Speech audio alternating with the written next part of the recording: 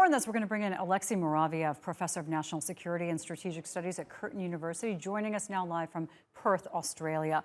Alexey, mobilization has been a big, important issue for Russia to get enough people to fight on those front lines, if there are still to be front lines to be fought for. What is likely to happen to the Ukrainians in those annexed areas that don't want to fight for the Russian army? Look, I mean, it's a really good question. It seems like some are willing to leave, not necessarily because they want to migrate to Russia, but first of all, they cannot cross the battle line into Ukraine. Secondly, they simply want to escape the fighting and the Right. shelling and protect their children.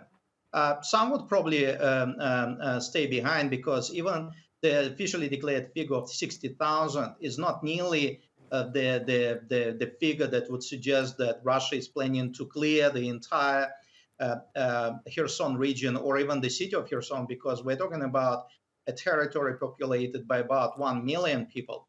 What is quite clear to me, though, that first of all, it's important to understand, I don't think what Russia is doing is planning a retreat, because I mean, Putin cannot afford to lose these regions politically. Militarily, Russia cannot afford to lose these regions, because the whole idea of coming into Ukraine in the first place was to create a buffer zone. And I mean, if Russia will retreat, that means kiss goodbye to the buffer zone concept, kiss goodbye to Right. Putin's promises, and that would be a massive embarrassment. So I think they're clearing the battlefield to actually put up a very steep fight in the Kherson region before reinforcements will arrive. Yeah, that's a great point. And because of how tricky things have been there, does this raise worries for you that this could be soon a nuclear war zone? Well, I don't think it would be a nuclear war zone soon. Well, unless we would have a situation when the Zaporizhia nuclear power plant would actually be critically damaged, and then we'll have a nuclear incident without formally nuclear weapons being deployed.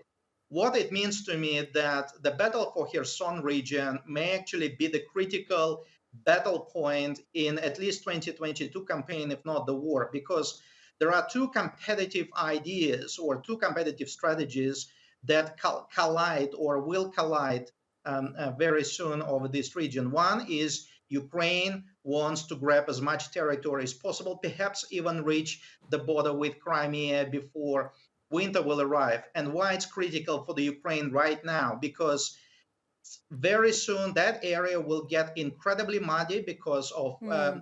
autumn rains and winter arriving, and it's not exactly frosty winter, it's very muddy winter. What it means, a lot of Ukrainian equipment now is very much driven by Western supplies, which are wheeled, not tracked, and they're not very good in cross-country performance, unfortunately. So the Ukrainians then will be stuck to use pure good roads to maneuver, which would obviously create massive problems for them. And clearly they want to gain as much territory as possible before Russia will be able to start massing their reinforcements.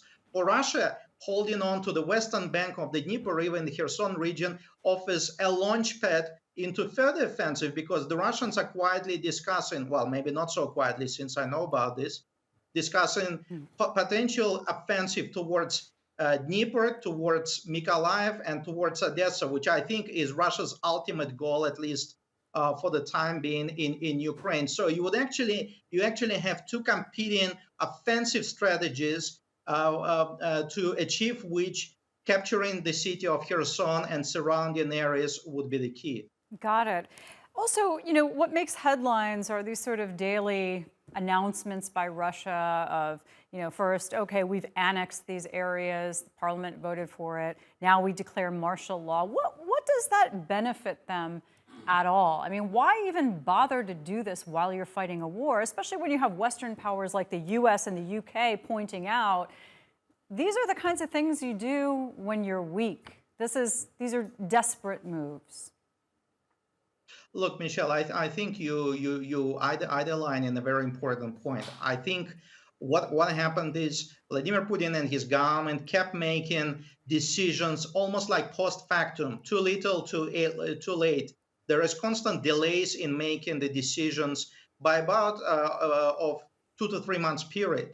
So for them to hold a referendum at the time when they did was not an ideal time, because by that time the Russians ran out of steam to capture more territories and create more or less secure environment. Because a couple of months back, before the referendum, they were fairly relaxed about controlling that part of the territory, as well as other parts that they have captured from the Ukrainians, and that would have been a good time to run referendum from the Russian sort of perspective. So it created this awkward moment when Putin was waiting for the last moment when he had to basically act, but it also coincided with the because obviously the Ukrainians will not sit and wait for the Russians to make up their mind. Mm.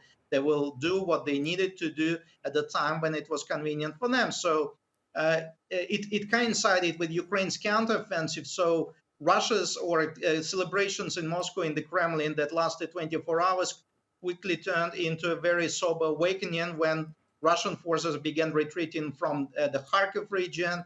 The Ukrainians began pushing in the Kherson region, etc. So even the declaration of martial law, I mean, it would have made more sense logically from the point of war conduct to have it in place right from the start when the Russians seized those territories, particularly if they had the intent of keeping them, defending them, and making them their own.